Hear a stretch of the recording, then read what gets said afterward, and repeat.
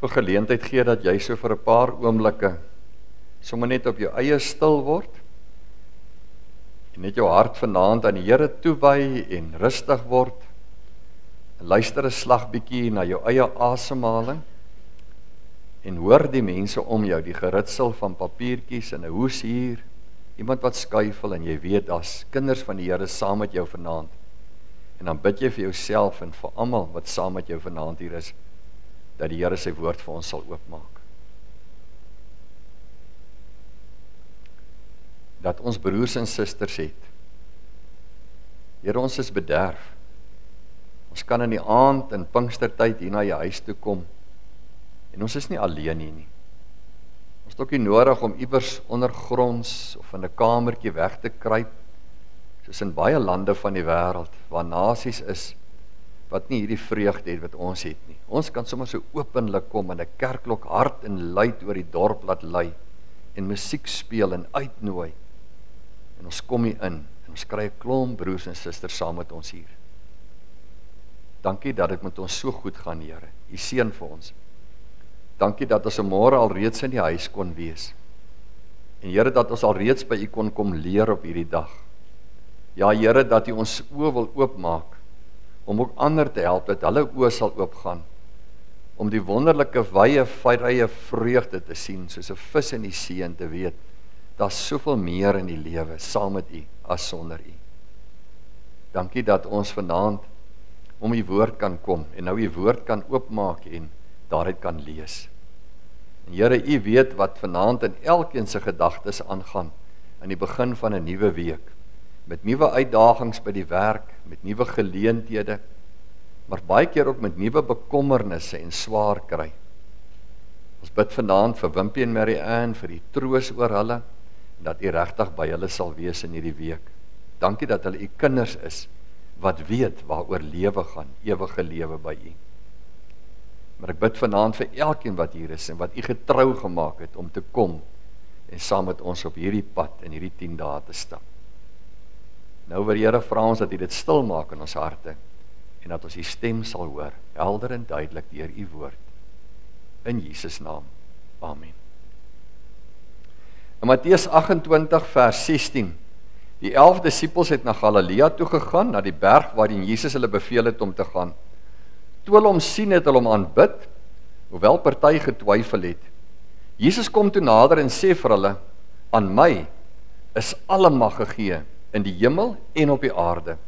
Gaan dan na al die nasies toe en maak die mense my disippels, doop hulle in die naam van die Vader en die Seun en die Heilige Gees, en leer hulle om alles te onderhou wat ek julle beveel het, en onthou, ek is by julle al die dae, tot die volëinding van die wêreld. Vanaand is ons tema, gaan dan na al die nasies toe. En dis waaroor die Here vanaand met ons praat, ons opdrag om na die nasies toe te gaan. En nou wil ek ons blaai na Lukas 10 toe, dan lees ons daar in vers 1. Daarna het die Here die 72 ander aangewys, en hulle 2 voor hom uitgestuur na elke dorp en plek, waarheen hy van plan was om te gaan. Hy het vir hulle gesê, die oes is groot, maar die arbeiders is min. Bid dan die Here aan wie die oes behoort, om arbeiders uit te stuur vir sy oes. Gaan nou, maar onthou, ek stuur julle soos lammers tussen wolwe in. Moenie 'n beurs of 'n reissak of skoene saamdra nie, en moenie langs die pad met groetery tyd verkwis nie. As julle na huis kom, moet julle eerste woorde wees, vrede vir hierdie huis. As daar iemand woon vir wie die vrede bestem is, sal die vrede op hom bly. So nie, sal dit na julle toe terugkom. Moenie van een huis na die ander trek nie, maar bly in dieselfde huis, eet en drink wat hulle voorhande het, want die arbeider is geregtig op sy loon. As julle in 'n dorp kom en hulle ontvang julle, eet dan wat hulle vir julle voorsit. Maak die siekes daar gesond en sê vir die mense, vir julle is die koninkryk van God baie naby. Maar as julle in 'n dorp inkom en hulle ontvang julle nie, gaan dan uit in sy strate en sê, self julle dorp se stof wat aan ons voete sit, vee ons af as aanklag teen julle. Maar dit moet julle weet, die koninkryk van God is baie naby. Dan lees ons in vers 16. Wie na julle luister, luister na my. En wie vir julle verwerp, verwerp van my. En wie my verwerp, verwerp hom wat my gestuur het. Die 72 het vol blydskap teruggekom en gesê, Here, selfs die duiwels onderwerp hulle aan ons by die hoor van U naam. Toe sê hy vir hulle, ek het die Satan soos 'n weerligstraal uit die hemel sien val. Kyk, ek het aan julle die mag gegee om op slange en skorpioene te trap en om die vyand met al sy geweld te oorwin, sonder dat iets julle enige leed aandoen. En tog moet julle nie bly wees, net omdat die geeste hulle aan julle onderwerp nie, maar wees veral bly, omdat julle name in die hemel opgeskryf is. Tot sover. Mag die Here vir ons seën vanaand uit hierdie twee gedeeltes, waaruit die woord vanaand tot ons kom, met natuurlik dan nou weer eens hierdie woordjies, gaan dan na al die nasies toe. Broers en susters, amptelik het ons begin donderdag aan, maar vanaand begin ons met hierdie opdrag van die Here. Weet julle, as iemand sterwe, dan hoor maar altyd, nee, dan sê ons, maar pa het nog dit vir my gesê gister, of verlede week nog, toe ek nog gepraat het, het hy dit gesê, dan onthou ons daai laaste woorde. En veral as iemand weet hulle gaan sterwe, en iemand sê laasweek vir my, sy pa het gesterwe, en tot op die einde was hy helder, en hy het ons almal gegroet, en hy het vir ons elkeen 'n woordjie gesê. En ek weet, hy sal daai woord wat sy pa gesê het, sy pa was ook 'n dominee gewees, maar hy sal net terloops, maar hy sal daai woord wat sy pa vir hom gesê het, nooit weer vergeet nie. Hoekom? Want laaste woorde, alle woorde is spesiaal, maar laaste woorde is meer spesiaal. En ek dink in die lewe van hierdie Jesus is dit ook vir my so. Alles wat die Here vir ons gesê het is spesiaal, maar hier aan die einde kom hy, en dan nog so 'n laaste woordjie vir hulle, en dis hierdie groot opdrag, en dis die gedeelte wat ons elke aand in hierdie 10 dae lees, Matteus 28 vers 16 tot 20, en daarom wil ek sê, elke woordjie hierin is kosbaar, en dis waarna ons gaan luister, in hierdie week, woordjie vir woordjie, wat die Here vir ons gesê het, vanaand dan met die klem op hierdie woordjies, gaan dan na al die nasies toe. Ons het ook uit Lukas uitgelees, waar Lukas kom en vir ons sê, hoe dat die Here 72 disippels uitstuur, na sy opstanding, en vir hulle die opdrag gee om uit te gaan en die evangelie te gaan verkondig, en vir hulle sekere opdragte gee. Pinkstertyd, nee, is wagtyd. Pinkstertyd kom as gevolg natuurlik, en julle is seker bewus daarvan, dat die NG Kerk is die enigste kerk in die wêreld, wat Pinkstertyd begin het. In die tyd van Andrew Murray het hy gesê, dan moet hernuwing in die kerk kom, en daarom het hulle gesê, tussen Hemelvaart en Pinkster wil ons hierdie 10 dae gebruik vir bidure, om te bid en te wag soos die Here gesê het, op die Heilige Gees wat moet kom. En die Here wat vir sy disippels sê, bly hier en wag en waak en bid, en hy sê, want julle sal krag ontvang wanneer die Heilige Gees oor julle kom, en julle sal my getuies wees in Jerusalem, Judea, Samaria, en tot in die uithoeke van die wêreld. So Pinkstertyd is in my wagtyd. Dis die een kant, want ons wag vir Pinkster Sondag. En in hierdie wagtyd is dit opdrag kry tyd vir my. Dis die tyd altyd wat jy die opdrag kry, want hy sê, wag, want julle sal krag ontvang. En dan gee hy die opdrag, waar moet julle my getuies gaan wees? Hierdie twee goed is kardinaal belangrik in Pinkstertyd. En dan kom vanaand die opdrag dan, gaan dan na al die nasies toe. Gaan dan na al die nasies toe. Maar die Here gee nie net die opdrag nie, die Here gee riglyne. En dit wat ons vanaand in die Pinkster byeenkoms wil kyk. Watse riglyne gee die Here vir hulle om dit te kan doen? En ek wil hê julle moet daarna mooi luister, want dit is riglyne wat vir elkeen van ons bedoel is. En dis maklike riglyne wat ons kan toepas en wat ons kan gebruik en wat jy moet vasknoop in jou gedagtes ergens om te sê, in die toekoms gaan ek dit onthou as riglyne wat ek by die Here gehoor het. Die eerste riglyn wat ons kry is, maak die pad gereed of gelyk. En waaruit kry ek dit? Ek lees dit in Lukas hier staan, daarna die Here 72 ander aangewys en hulle 2 voor hom uitgestuur na elke dorp en plek, waarheen hy van plan was om te gaan. Waarheen die Here wou gaan, stuur hy eers hierdie 72 uit en sê, ek wil hê, jy moet gaan, sê nou maar na Nasaret toe, jy moet gaan Jerusalem toe, elke liewe dorpetjie stuur hy mense, waarheen hy van plan was om te gaan. Hulle is soos mense wat vooruit gaan. Hulle doen met ander woorde dit wat Johannes die Doper kom doen het, nee. Toe hulle by Johannes kom, toe sê Johannes, ek is maar net die stem wat roep in die woestyn, die een wat kom om die pad vir die Here gelyk te maak. En ek dink ons verstaan nogal hierdie pad gelyk maak. Weet jy, deesdae, dit wat jy gebruik, dink ek, verstaan ons beter as in hulle tyd. In die ou dae het paaie so geloop deur koppe. Nou as jy hier afry Kaap toe en jy ry op die N1, dan sien jy, waar 'n kop is, daar kappel hom uit, en hulle stoot hom uit, en hulle skiet hom uit, en hulle laat sak hom, en waar 'n vallei is, daar vul hulle hom op, sodat jy ry sommer net so lekker gelyk, deur die koppe en oor die dale, en deur die koppe en oor die dale. Jy maak die pad gelyk, dat die ou wat agterna kom, dit makliker kan kry. En so sê die Here, gaan vooruit, en dis ons werk. Ons is die mense, wat daar gaan, waar die Here wil kom. Klink nogal anders nie. Nie dit ons nie, hy gebruik ons net. Die Here wil by iemand kom in daai huis, hy wil met iemand praat, maar hoe gaan hy begin? Hy gebruik vir my en vir jou, om met daai huis, deur 'n kollega by die werk, deur 'n vriend by die skool, wat saam met my skool gaan, deur 'n familielid, wat ons by kuier en braai, of wat dalk vanmiddag, Sondagmiddag geëet het, en ons gesels en ons kuier. En die Here wil in hulle huis inkom, maar hy gebruik vir my en vir jou, hy gebruik sy disippels, om vir hom die pad gelyk te maak. Deur ons liefde, deur ons vriendskap, deur ons gesels, deur ons voorbeeld, deur alles, gebruik hy vir ons. Hy wil daar kom by hulle. Wat 'n wonderlike voorreg om te weet. En dis die eerste riglyn. Die Here stuur vir my daar waar hy wil kom. Maar dan moet ons altyd onthou, ons gebede en die krag van die Heilige Gees berei ook die pad voor. Net soos wat hy vir my en jou wil stuur na huis toe waar hy wil kom, so bid ons vir mense, en dan bereik die Heilige Gees al vir ons die pad voor. Want die beginsel is, ek en jy kan nooit op 'n plek kom, eerste nie. Iemand het gesê, en dis een van die grondreëls van evangelisasiewerk, die Here staan altyd vroeër op as ek en jy. En die Here is altyd voor my en jou daar. En as ons bid oor 'n plek waarna toe ons gaan, dan is die Here al in die huis, voor ek en jy die klokkie lui en opdaag. En as ek bid vir iemand by die skool of op kantoor, dat ek mee wil praat, en ek het gebid, Here, ek wil graag met hierdie persoon praat, dan is die Here al besig, voor ek en jy met die eerste woorde daar kom. Maak die pad vir die Here gereed. Die tweede riglyn is, en dis my so mooi, die oes behoort aan die Here.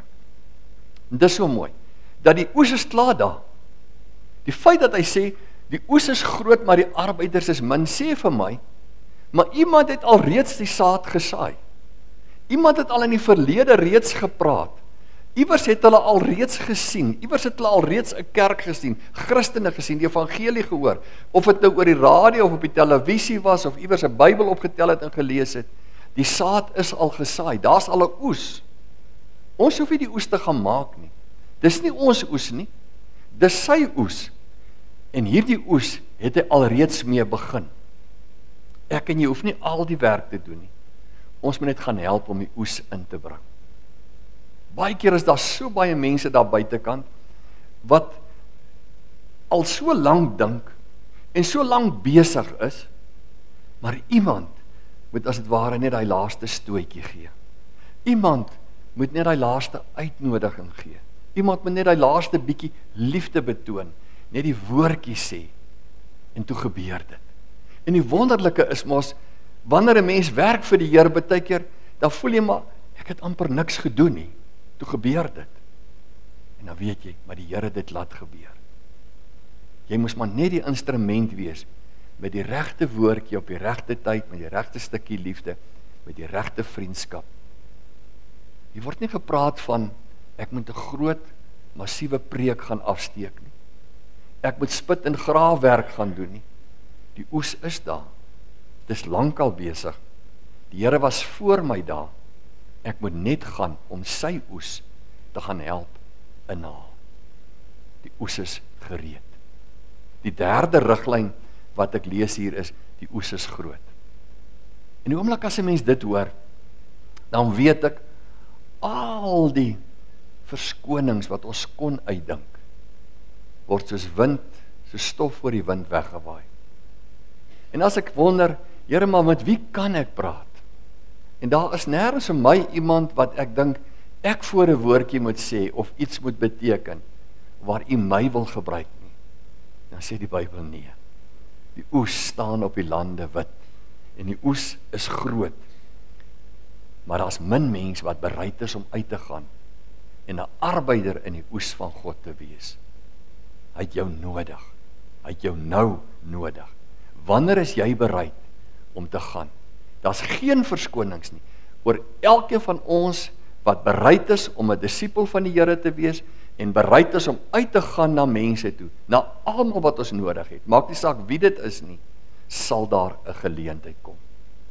Maar dan moet ons vra, Here, maak my oë oop.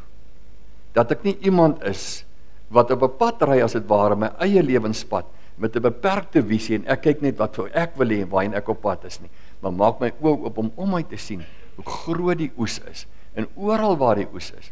En waar is daar mense wat die evangelie op die regte tyd 'n woordjie moet hoor? Die oes is groot. Daar's geen verskonings vir my en vir jou om nie deel te wees daarvan nie. 'n vierde riglyn wat ek lees is, hy sê, dis nie maklik nie. En dit sê Here mos altyd eerlik. Dis nie maklik nie. Hy sê, ek stuur julle in so skape tussen wolwe. Dit gaan nie altyd maklik wees nie. En die Here sê vir hulle, dit gaan gebeur dat jy by 'n huis kom en hulle hoor jou nie. En dit gaan gebeur dat jy met iemand praat en jy kry teestand. En jy kom probeer maar net met liefde in die naam van die Here optree en dan kry jy stank vir dank terug. Verwag dit. As jy in die Here se diens staan, gaan dit gebeur. Dit het dan met hom gebeur, ons leermeester. Hoekom sal dit nie met ons, sy volgelinge, gebeur nie? En daarom gaan ons nie altyd sukses behaal nie. En dit gaan nie altyd maklik wees om mense te oortuig om na die Here toe te kom nie. Hoekom? Want hulle dink hulle is reg. En hulle dink hulle is gelukkig. En die duiwel help hulle om aan te hou met dit waarmee hulle besig is. En hulle het nie visie vir dit nie. Ons het vanoggend gehoor, hy is soos 'n visie in die water, dis al wat ek ken. En nou wil jy my hier uithaal en vir my sê, daar's iets beter. Dis wat ek ken, dis wat ek wil hê. En dit is moeilik om baie keer mense te oortuig, maar daar's 'n groter, beter, wyer, heerliker lewe saam met die Here, as dit waarmee jy besig is. En die duiwel versterk hulle daarin, deur hulle te voed met sonde en aanhou en aanhou en aanhou. Dis nie maklik nie. En dit sê die Here vir ons vooraf.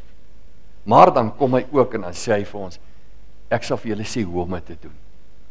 En dis so mooi. Hy kom en hy sê, en as julle in 'n huis inkom, groet hulle met vrede vir julle. Shalom. In die Arabies salam. Groet hulle met vrede. En dis nie maar net 'n woordjie nie. Wat die Here eintlik vir ons hiermee wil sê is, wanneer elke plek waar ons kom ons om die vrede van die Here uit te dra. Gaan lees 'n bietjie wat staan in Johannes 20.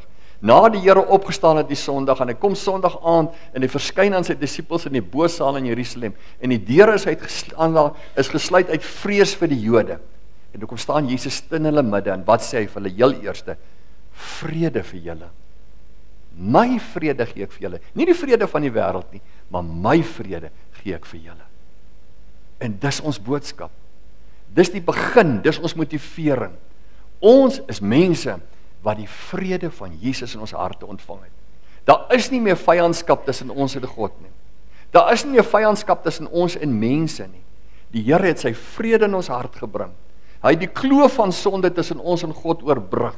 En ons het daai brug oorgesteek. En ons het ons sondes afgelê. En ons het 'n harte vir die Here gegee. En ons leef met die Here se vrede. En daai vrede wil ons deel. En daarom altyd 'n disipel is nie iemand wat ooit by mense kom en oor sonde praat nie. 'n Disipel kan nooit by iemand stap en jy kan in iemand se huis instaan, ek wil vanaand by julle kom praat oor julle sonde nie.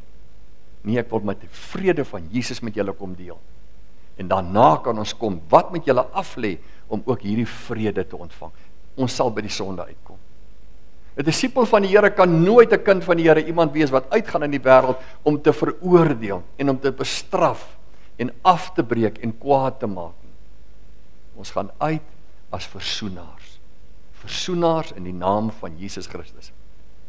Paulus sê vir ons in 2 Korintiërs 5 vers 14, hy het aan my, die Here sê, het uit aan my die bediening van die versoening gegee. Ek sê dit so baie keer vir mense, dis gelukkig nooit ek en Jaco se werk om te kies tussen mense wie's reg en verkeerd nie, want dis nie ons werk nie. Ons is in die bediening van versoening, om mense te versoen en mense met God te versoen. Paulus sê, dit is my werk. Ek is in die bediening van versoening, vrede. Om vrede te bring tussen mense en hulle God en God en mense onderling. En daarmee groet jy mense as jy in hulle huis instap. Altyd, ek kom met vrede. Die vrede van Jesus, dis wat ek vir julle wil bring. Maar meer as dit, wanneer ek dan daar is, het ek 'n inhoud. Ek het 'n boodskap. En daai boodskap lees ons wanneer hy kom en hy sê in Lukas 10 vers 16, en dan as julle by daai mense kom, sê julle vir hulle, die koninkryk het naby julle gekom. Die koninkryk van God het naby julle gekom. Professor Johan Heinz was een van die eerste teoloë wat gesê het, die kernboodskap, byvoorbeeld van Matteus Evangelie, is eintlik die koninkryk. Maar het jy al ooit gedink, wat was die Here se intreepreek? Die eerste woorde wat ons van Jesus hoor, toe hy opstaan die eerste dag wat dit aangeteken is, en hy begin die evangelie verkondig, toe staan hy op en toe sê hy vir die gemeente, vandag het die koninkryk van God naby julle gekom. Die koninkryk van God, dis wat ek kom. Want God is die koning, aan wie alle mag in hemel en op aarde behoort. En ons is hier om sy koninkryk uit te brei. Ons is hier om mense deel te maak van hierdie wonderlike koninkryk waar hy regeer. 'n Geestelike koninkryk nie, want daar waar 'n koninkryk is, daar's hy koning. Maar hier is 'n geestelike koninkryk, en daarom sê hy het nie politieke grense van 'n dorp, of 'n distrik, of 'n diensraad, of 'n provinsie, of 'n land, of 'n volk nie. Daar waar ons is. En daarom, ek dink altyd, lyk die koninkryk amper soos Israel se kaart deesdae lyk. Hierdie is Israel, en hierdie is Palestina, en hierdie is Israel, en hierdie is Palestina, sulke kolletjies. Nou, ek dink die koninkryk lyk ook so. As die Here na die kaart van volk wil kyk, dan sê hy, o ja, hier bly Johan en Elsbie Brink. Jy is ingekleed, dis koninkryk. Hier by Eerstraat 48, hier bly Jaco en Erika, dis koninkryk. Hier is op die hoek van Eerstraat en Kraalkop, hier is die huis, hier aanbid hulle my vanaand, hierdie is koninkryk. Die vraag is, daai adres van julle, as die Here vanaand volgens sy kaart inteken, hoe teken hy julle in? Kan hy hom aftik al en sê, hierdie adres, hier is koninkryk, hier waar Gerdens aan net bly, Gaarstraat soveel, koninkryk. Hier is op hierdie plaas, waar Johan en Swale bly, koninkryk. En so kan ons inkleer. En die lekker is, hoe meer ons kan inkleer, koninkryk, koninkryk. Want tussenin, weet ons mos, is hier huise, wat glad nie aan die Here behoort nie. Is nog nie koninkryk nie. Dalk ons bure is nie koninkryk nie. En dis ons werk. Waar is nie koninkryk nie, waar is koninkryk? En so word lande gewen, so word volke gewen, so word nasies gewen. Gaan dan na al die nasies toe, dat daai ook begin koninkryk word, daar waar julle kan kom. Die regte inhoud, sê vir hulle, die koninkryk het naby julle gekom. En dis waaroor ons praat. Ons praat daaroor, aanbid julle al vir Jesus as die koning. Weet julle dat hy op Golgotha sy troon bestyg het? En weet julle dat hy opgevaar het, en hy sit aan die regterhand van die Vader, en hy regeer oor die wêreld, en alles behoort aan hom. En die Heilige Gees kom vertel dit vir julle. Is jy deel van die koninkryk. En dan kom hy in vers 7. En weet julle, as ek tot hier lees, dan raak dit vir my nog moeilik. Want jy moet al die dinge doen, jy moet hier die regte woorde sê, en ek het daar by riglyn 4 gehoor, dis nie maklik nie. En weet julle, dan kom ons by riglyn 7, en dan lees ek so mooi, daar staan, wie na julle luister, luister na my. Wie na julle luister, luister na my. Wie nie na julle luister nie, luister nie na my nie, sê Jesus. En wie nie na my luister nie, en daai my is nie ek, is die Here, en wie nie na hom luister nie, luister nie na God nie. Dis nie my woord nie, dis nie jou woord nie, is sy woord. En dit sê vir my, die boodskapper en die boodskap is een. Jy as boodskapper en die boodskap wat jy dra is een. Daarom is dit so belangrik, daai boodskap is al in my hart. Dis nie my woorde nie, dis nie lippetaal nie. Ek is deel van die koninkryk. Die Here het al my hart vol gemaak, ek het sy vrede. Ek is die boodskap. Die boodskapper en die boodskap is een. En daai boodskap is Jesus. En Jesus en jy word een, wanneer jy begin praat. Dit is eintlik verskriklik nie. Wanneer jy praat, dan praat die Here. Wanneer hulle na jou luister, dan luister hulle na Jesus. En dan luister hulle na God. En daarom, en mens sê dit met met ootmoed, met huiwering, maar daarom mag jy sê, so sê die Here vir jou. Maar dan moet jy seker wees, dit kom uit jou hart uit, dis jou getuienis, dis jou lewe, en jy sê dit. Die boodskapper en die boodskap is een, en die boodskap is Jesus Christus, sy koninkryk wat jy uitdra. En onmiddellik kry jy mos nuwe krag, kry jy moed, want dit wat ek sê vanaand, julle kan aan my verskil as julle wil, dit is nie my woorde nie. En dis nie lekker om in die Here se naam op te tree. Jy praat nie namens 'n politieke party nie, jy praat nie namens 'n sportspan nie. Vanoggend het die prediker hier gepraat van die Stormers, nou ons kan hom sê hy was verkeerd. Maar hiermee kan jy nie vir my sê ek's verkeerd nie. Want ek praat nie vir die bulle nie, of ek praat nie vir 'n politieke party nie, ek praat nie vir 'n geldstelsel nie, ek praat vir Jesus. En hy dra die boodskap. En jy kan daarmee nie verskil nie. Jy kan mee verskil, maar dit is op gesag van die Here wat ons dit doen. En die laaste riglyn, en daarmee sluit ons af, is die resultaat is altyd vreugdevol. Dit is my treffend, nee, dat die Here dit alles vir hulle vertel, en hulle kom terug en hulle vertel vir hom wat gebeur het, en hy sê vir hulle, ek moet julle sê, julle kan bly wees oor hulle, julle die geeste aan julle onderwerp het, die bose geeste, en dat julle oor hulle eintlik geloop het, maar wees veral bly, omdat julle name in die hemel opgeskryf staan. Wees veral bly, dat elkeen van julle, wat uitgaan en optree in die naam van Jesus Christus, jou naam staan opgeskryf in die hemel. Wat 'n wonderlike troos en vreugde om te weet, want ek praat met mense, dat hulle name ook opgeskryf kan staan by die Here in die hemel. Gaan dan na al die nasies toe. Gaan uit. Die Here sal vir jou wys waarheen, met wie jy moet praat. Wees gereed om te praat. Groet hulle met die shalom vredegoed van God. Gaan met sy vrede, dat die koninkryk naby hulle kan kom. Die oes is groot, dis sy oes. Ons moet maar net ons klein deeltjie doen as arbeiders. En weet, die Here is by jou, want die boodskapper en die boodskap is een, en jou vreugde sal groot wees.